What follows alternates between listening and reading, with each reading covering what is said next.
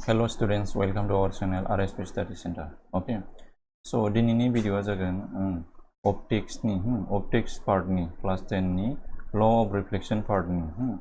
Now be law of reflection ko जोङो मा मोनबेसे law दंमोन बेखौ फरायगोन जोङो बेहाय जोङो. Okay, now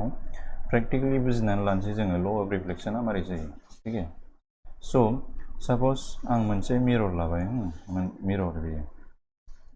मोनसे आयना नङा होमबा प्लेन मिरर बे प्लेन मिरराव मा खालामदों आं मोनसे टर्च लाइटखौ आयनायाव सेरहरोबा मा जागोन बेयो माखासे एंगल साम एंगल्स खालामनानै आङो टर्चखौ सेरहरबाय आयनायाव होमबा बे आयनानिफ्राय मारै थांगोन जोंना सोरां रोदाया बा रेया मारै थांगोन टर्चनि रेया रिफ्लेक्ट जानानै ओरै थांगोन नङा होमबा Now बेखौ होनो आं reflected ray नङा होमबा बेखौ होनो reflected ray नङा होमबा okay and जेनिफ्राय टर्च लाइटखौ होदों बेखौ मा होनोमोन incident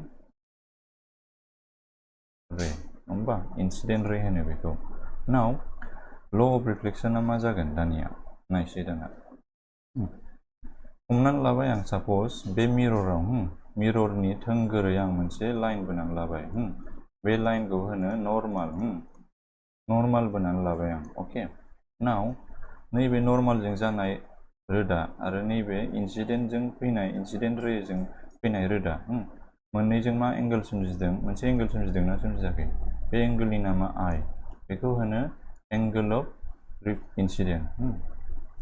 of incident or incident angle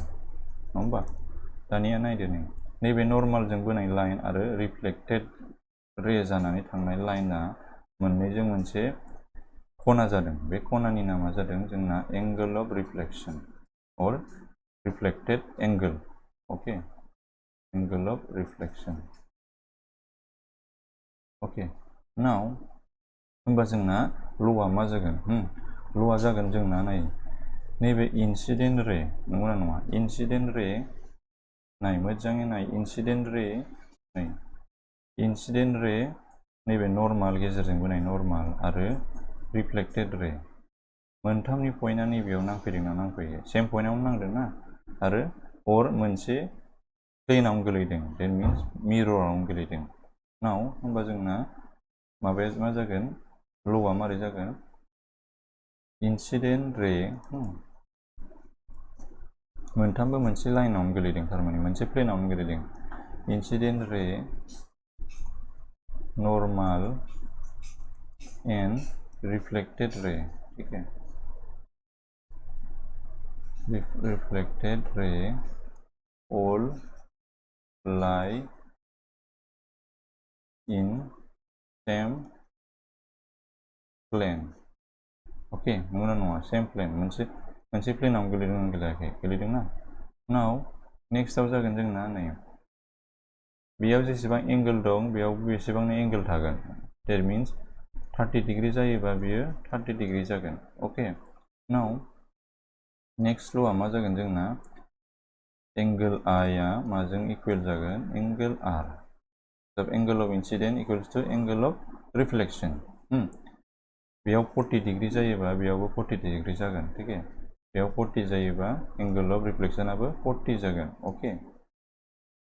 now बेखौ मोजाङै बुजिबावनो थाखाय जोङो माखासे प्रेक्टिकेलि नायसै मिथिबाय नाय दाना लाइननि एंगल 30 डिग्री लाबाय होमबा बे रिफ्लेक्टेड एंगलाबो 30 डिग्रीनि जादों ब्लू लाइटखौ नायदो नै 40 आव लाफैदों बे एंगलखौ मा जागोन बेबो 40 आवनो थांगोन नै 45 आव लादोंमोन सरि 45 आव लायोबा 45 आवनो थांगोन आरो 60 आव लायोबा 60 जागोन रिफ्लेक्टेड रेयाबो ओके नाउ इलाय प्रेक्टिकेलि बुजिनानै लादों नङा होमबा